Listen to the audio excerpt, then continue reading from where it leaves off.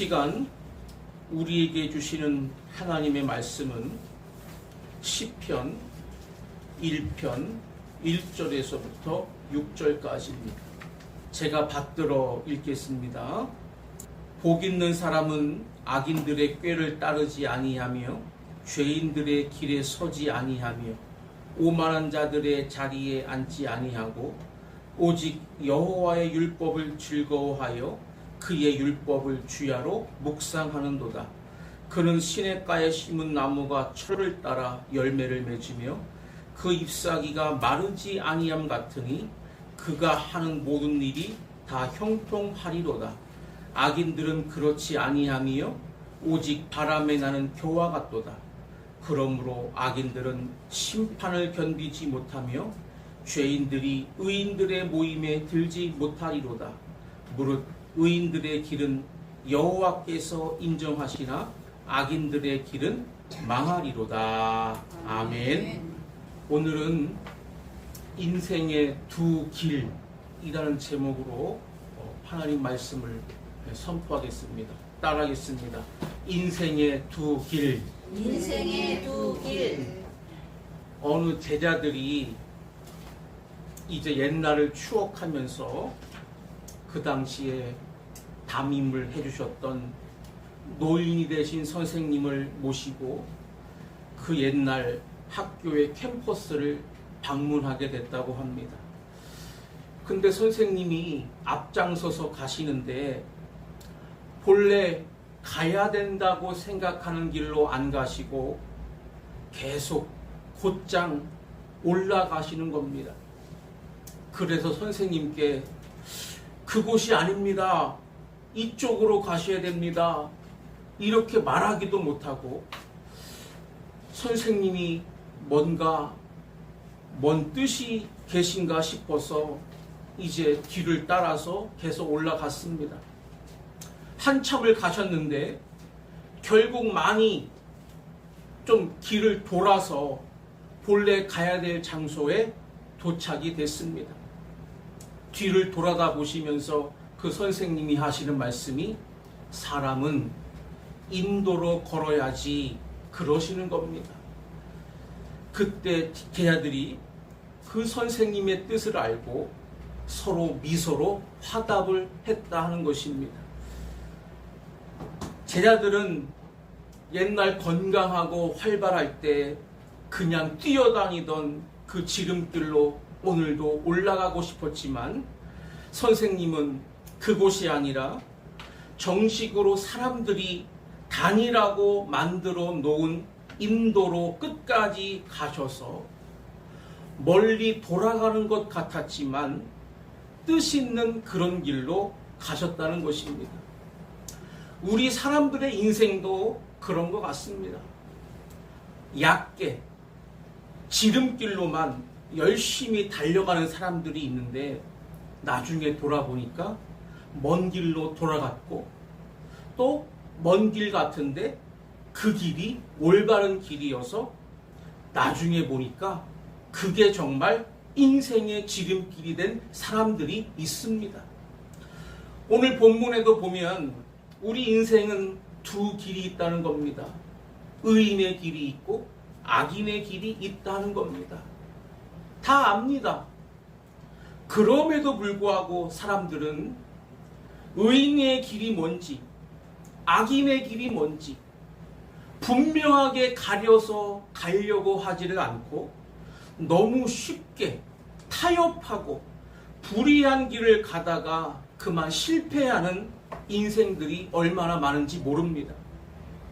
그래서 오늘은 의인의 길, 악인의 길을 분명하게 말씀을 해 주셨는데 그리고 그 길을 걸어간 결과에 대해서도 아주 명확하게 대비를 해서 말씀을 주셨기 때문에 우리가 이 본문을 읽기만 하면 뜻을 쉽게 알 수가 있게 되고 또 제가 설교하기도 오늘은 아주 편합니다.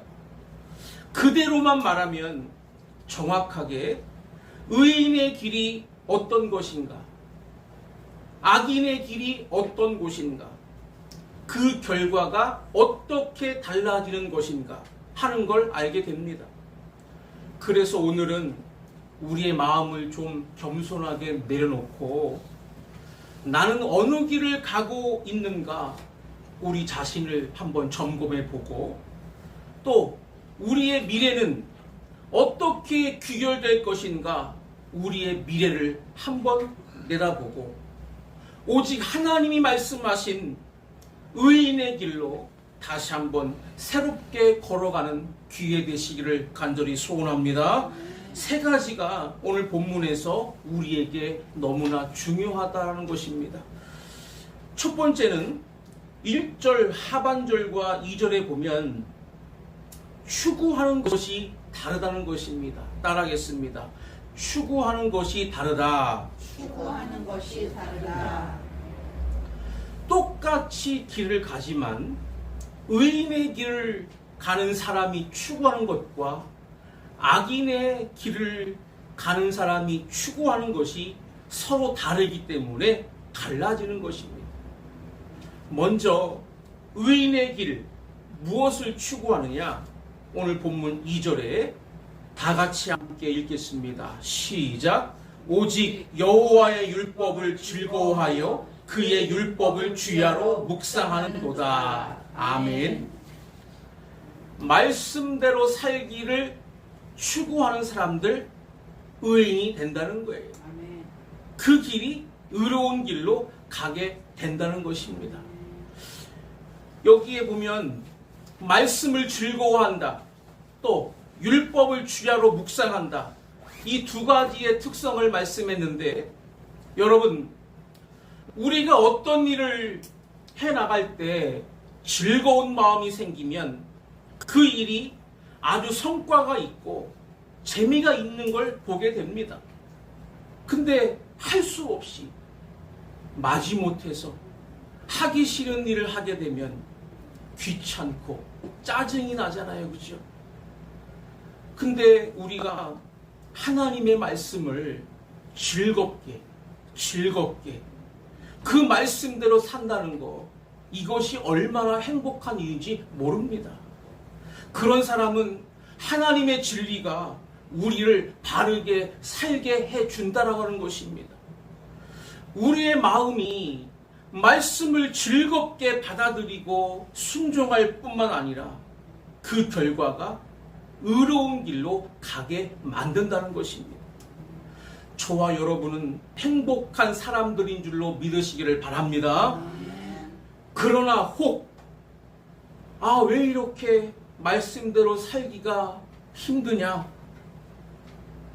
무슨 마음에서 그렇게 말씀하시는지는 알지만 나는 정말 그 길을 가기에는 너무나 힘들어. 혹시 이런 생각이 든다면 우리는 다시 마음을 바로 잡아야 된다는 것입니다. 또 하나 율법을 묵상을 한다 그랬는데 이 묵상이라는 말은 마치 소가 여물을 많이 먹은 다음에 그 다음에 조용히 계속 되새김질을 하는 그것과 똑같습니다. 소가 되새김질을 안 하면 그 소는 뭐예요? 병든 소예요. 그런데 소가 되새김질을 하면 우리가 생각할 때 그 지푸라기 먹고 무슨 영향이 있을까 싶은데 그 지푸라기 속에 소에게 충분한 영양분이 다 들어있어서 소가 하는 일은 뭐예요? 먹고 나서 계속 되새김질만 하면 그 모든 영양분이 다 분해돼서 그 몸에 들어가기 때문에 우리 사람들이 제일 좋아하는 고기, 제일 값비싼 고기가 만들어진다 그 말입니다. 하나님이 어련히 알아서 진리의 말씀에 온갖 영양분을 다 넣어서 우리에게 주셨는데 그 말씀을 함부로 여기지 않고 곱씹고 우리 심령의 말씀을 계속 되새김질한다면 우리의 영과 혼과 몸을 위해 가장 완벽한 영양분이 우리 안에 들어올 줄로 믿습니다. 그 생명력이 있어야 사람은 옳은 길을 갈 수가 있는 거지 자기 마음대로 가는 게 아니다 그 말입니다. 그래서 예수님도 시편 1편과 일맥상통한 말씀을 하셨는데 요한복음 14장 6절에 보니까 내가 곧 길이요 진리요 생명이니 그러셨어요. 예수님이 가르쳐 주시는 그 길로 가야 진짜 말씀 진리대로 사는 것이고 그대로 살면 생명이라고 하는 영양덩어리를 얻게 된다는 것입니다. 우리는 예수의 제자가 된 줄로 믿습니다. 우리는 이렇게 하나님의 뜻이 뭘까? 하나님이 우리에게 명령하시는 것이 뭘까를 아주 즐거운 마음으로 긍정적으로 받아들이고 나를 고치려고 하는 사람, 정말 의인의 길을 갈 수 있는 힘이 생기는 것입니다. 잠언 4장 23절에도 이렇게 말씀했습니다. 무릇 지킬 만한 것보다 너희 마음을 지켜야 된다. 어떻게요? 하나님의 진리의 말씀이 너희 안에 있으면 너희의 온 마음과 육체까지 다 건강해질 수 있다라고 이렇게 말씀했습니다. 어느 날 막 눈보라가 치는데 그 이튿날 아침에 일어나서 보니까 그냥 온 세상이 눈으로 다 뒤덮여 있는 거예요. 어린 학생들이 학교를 가야 되는데 쌓여있는 눈 때문에 학교를 못 가고 있습니다. 어디가 어딘지 분간이 안 되는 거지요. 그때 그 동네에서 제일 어르신이 지팡이를 짚고 나오시더니 얘들아 나를 따라라. 그분은요 척척 눈길을 걸어서 계속 가시는데 아이들이 그 어르신의 뒤를 졸졸졸졸 따라다니면서 갔더니 바로 학교 교문 앞까지 오게 됐더라는 거예요. 그분은 모든 길을 다 알고 있다는 것입니다. 그 할아버지만 따라가면 학교 가는 일은 아무 문제가 없는 거지요. 이와 같이 우리가 누구의 말씀대로만 하나님의 말씀대로만 가면 정확하게 가야 할 곳을 우리가 가기 때문에 의로운 삶이 펼쳐지게 된다는 거 확실히 믿으시기를 바랍니다. 그런데 반대로 악한 길이 있어요. 악인의 길은 뭐냐? 오늘 본문 1절에 보니까 악인들의 꾀를 따르고 죄인들의 길에 서고 오만한 자들의 자리에 앉는다라고 이렇게 말씀을 했어요. 한마디로 말하면 죄된 삶을 산다는 거예요. 자꾸 죄 짓는 삶을 살아간다는 것입니다. 여기에 죄의 특성이 너무나도 잘 나타나 있는데 따른다 이 말은 뭐예요? 막 뒤쫓아간다 이 뜻입니다. 또 선다 이 말은 그 문 안에 들어선다 이런 뜻이고요. 앉는다는 완전히 그 안에서 그것과 더불어 함께 산다라는 뜻입니다. 죄의 특성은요 처음 시작이 꿰이는 데 있습니다. 여기 보니까 꽤 넘어가는 거예요. 죄는 유혹이 먼저 오는 것입니다. 뭔가 그것을 따라가면 그것을 행하면 아주 내게 좋을 것 같은 이런 쾌락이 느껴지고 나에 대한 아주 개인적인 어떤 만족이 올 것 같이 이렇게 느껴집니다. 그래서 뒤쫓아가고 죄의 길을 뒤쫓아가는 거예요. 그러면 어느덧 죄의 문 안으로 문을 열고 들어가게 된다 그 말입니다. 그리고 오만한 자들의 자리에 앉는다는 것은 뭐예요? 이 오만이라는 것은 한자로 거만할 오자에 게으를 만자를 쓰는데 자기가 제일이라는 거예요. 제일 높아요. 자기가 뭐든지 다 알아요. 오직 자기 힘으로만 다 할 수 있습니다. 그래서 아예 그냥 거기에 들어누워 버렸어요. 오만한 자리에. 그게 뭘까요?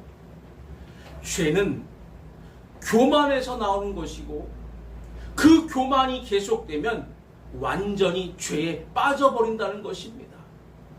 이게 우리 사람들에게 가장 치명적인 문제점이라는 것입니다. 그런데 하나님의 말씀은 우리를 그렇게 놔두지 않는다는 것입니다. 우리들의 죄를 지적해 주셔서 우리가 겸손하게 회개를 하고 돌이키고 바로 설 수 있도록 이렇게 살게 만드는데, 사람이 말씀을 등한히 하고 유혹을 받기 시작하고 그것을 따르기 시작하면 자기도 모르는 사이에 교만의 터전에 자기가 왕이 되어버려서 앉아있고 많은 죄를 지어도 모른다 그 말입니다. 그렇기 때문에 초반에 잡아야 되는 거예요. 유혹을 느낄 때 이건 아니다, 이건 아니지 라고 말씀이 가르쳐 주시는 그 분별력이 나 자신을 움직여야 된다 그 말입니다. 한 번 죄를 졌다 할지라도 거기서 바로 회개할 줄 알면 돌이켜지는 거예요. 그런데 돌이켜지지를 않고 회개가 일어나지 않아서 끝까지 가게 되면 그때는 방법이 없다라는 것입니다.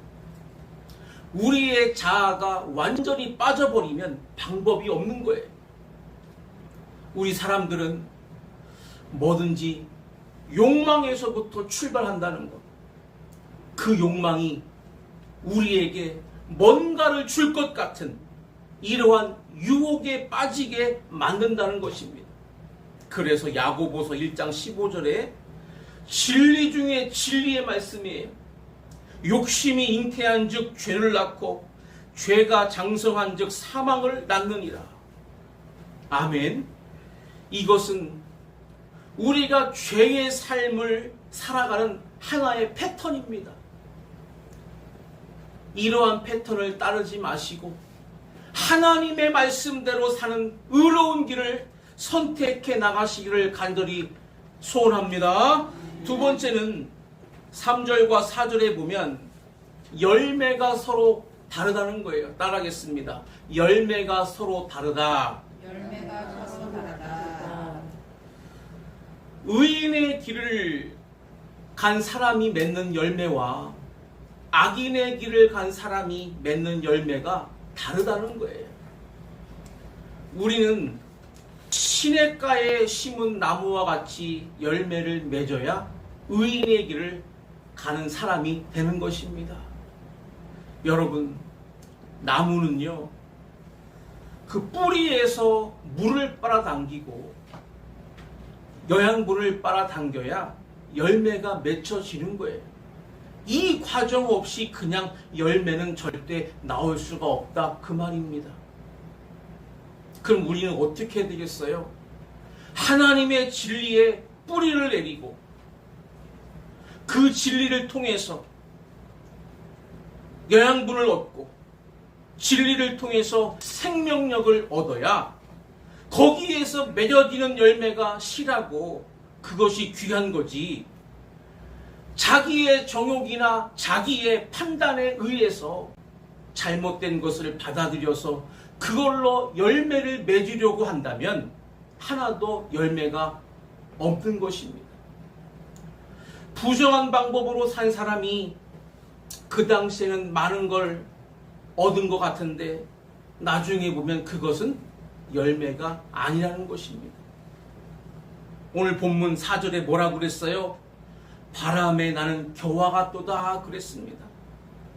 우리가 열매가 아니라 결을 갖다가 잘못 열매로 착각하고 살다가 마지막 추수 때에 타작을 해보니까 열매가 많이 나와야 되고 곡식이 많이 남아야 되는데 그렇지가 않고 쭉정이만 많이 맺어가지고 겨와 같이 바람에 다 날려버리면 아무것도 우리는 얻는 게 없다 그 말입니다. 이렇듯 시냇가에 심은 나무처럼 그 다음에 열매를 맺게 되는데, 이 열매를 성경에 뭐라고 말씀했냐 하면 오늘 3절에 형통이다 이렇게 말씀했어요. 여러분, 형통이라는 게 뭡니까? 막힘이 없다는 거예요. 막힘이 없다. 의인의 길은 비록 출발은 좁은 길로 출발했지만 나중에는 제대로 우리들에게 너무 편안하고 아름답고 좋은 길로 우리에게 인도를 해준다는 것입니다. 그래서 우리는 천국에 들어갈 때 그때부터는 만사가 형통한 것인 줄로 믿으시기를 바랍니다. 저주도 사라지고 우리의 모든 슬픔도 사라지고 죽음도 사라지고 근심 걱정이 없고 기쁨과 평안과 소망과 영원한 생명과 능력만 남는 그 형통을 우리가 받아야 되는데, 그게 안 되는 사람들은 형통하려고 불법을 저질렀더니 그것이 우리에게 계속 불통이 일어나더라 그 말입니다. 그래서 건강에도 불통이 일어나면 병 걸리게 되고, 마음에도 불통이 일어나면 우울증이 생기게 되고, 관계에도 불통이 일어나면 갈등에서 싸우고 죽이고 막 야단 나는 겁니다. 물질에도 불통이 일어나면 망하고 쫓겨나는 것이요. 여러분, 우리의 삶에 잠깐의 불법이 형통해 보인다고 그 길로 나아갔다가는 우리에게는 더 이상 실한 열매는 기대할 수가 없다는 것을 꼭 깨달아야 될 줄로 믿습니다. 앙리 파브로라고 하는 곤충 박사, 여러분들 다들 아실 겁니다. 이분이 벌레들을 많이 연구해 봤는데 참 많은 벌레들이 우매한 벌레가 있더라는 거예요.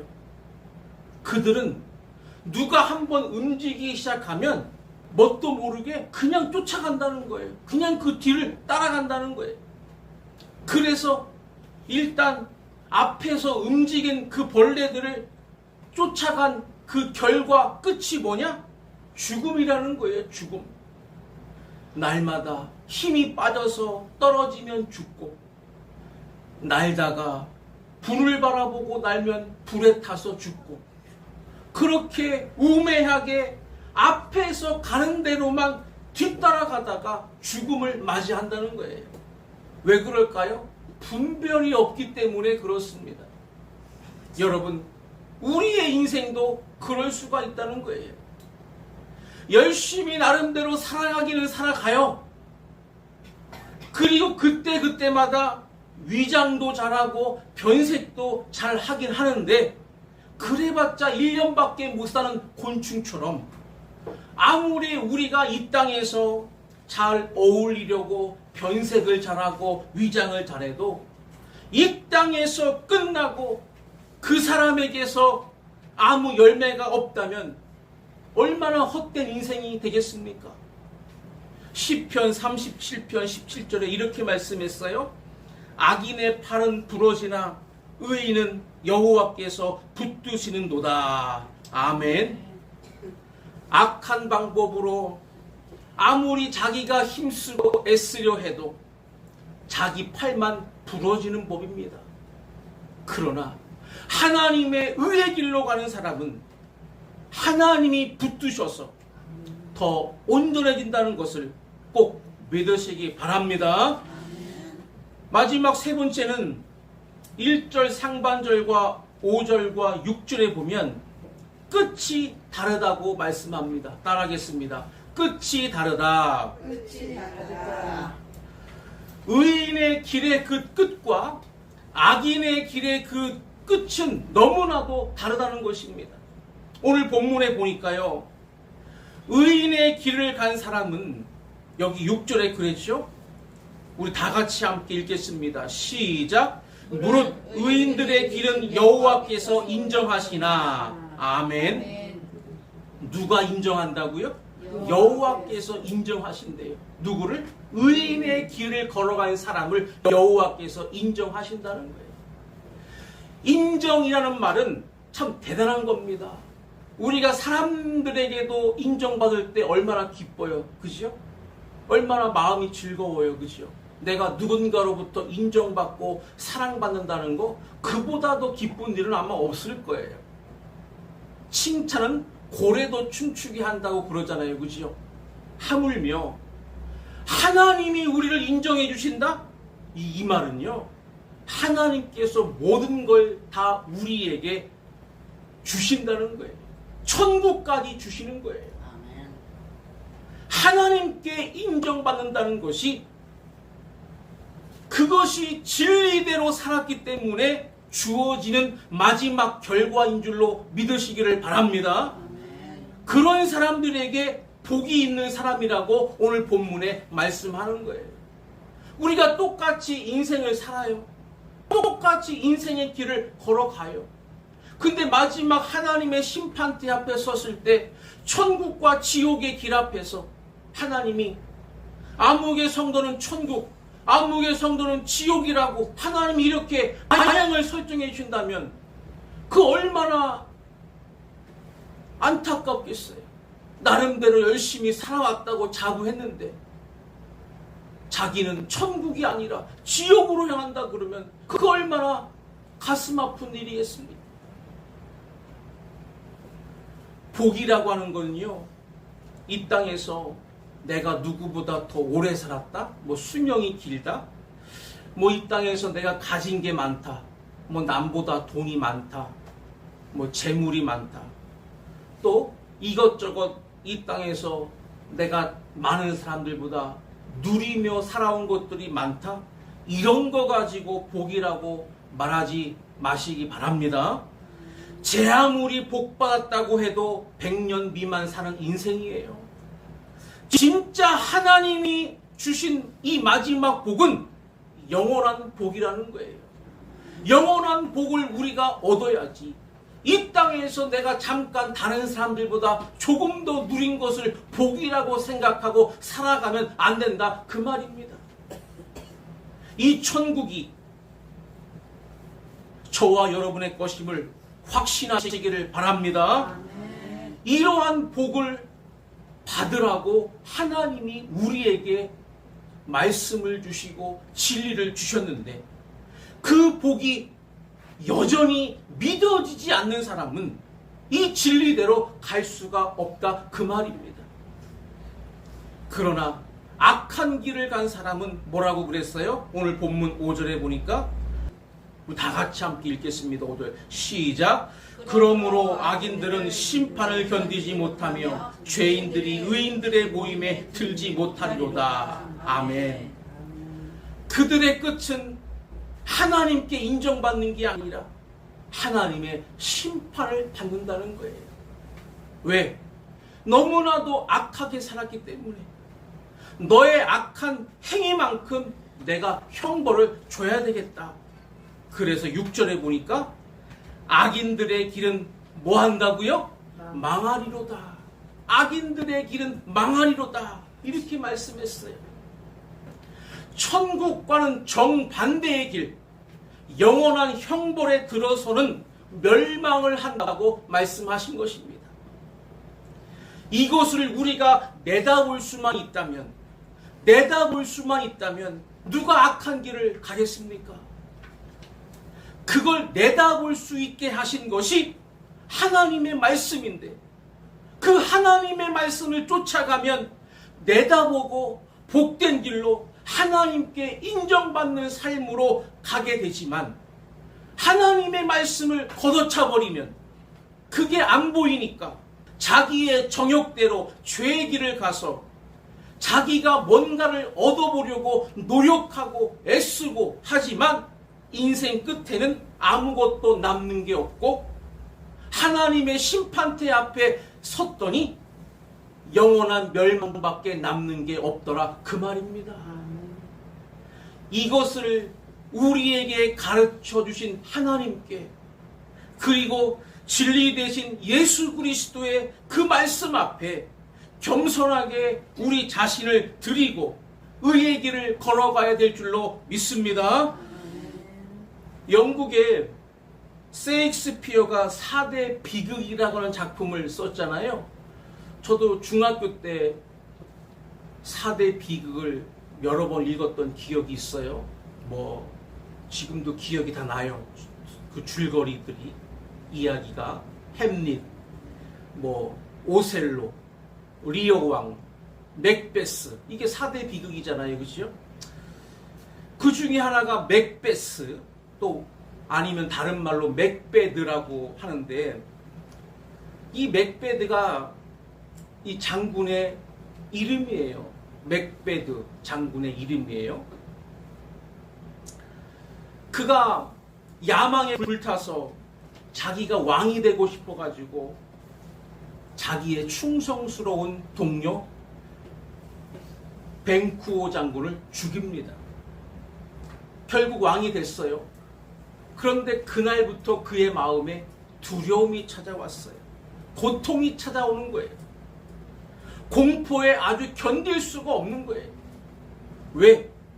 자기가 그 왕자의 보좌에 앉으려고만 하면 피투성이가 되어 있는 뱅쿠오 장군이 먼저 딱 앉아 있는 거예요. 얼마나 소스라치게 두려운지. 그 인생에 그 왕자가 뭐가 행복이 되겠습니까? 자기 자신이 견딜 수 없는 그 엄청난 공포 속에서 그 비극을 느끼고 그도 함께 죽었다는 거예요. 여러분, 우리가 이렇게 산다면 우리는 정말로 실패하는 인생밖에 될 수가 없다는 거 반드시 깨달으시고, 우리는 의의 길을 추구하시고 의의 열매를 맺으시며 의의 나라에, 하나님 나라에 생명을 꼭 얻으시기를 주의 이름으로 간절히 축원합니다.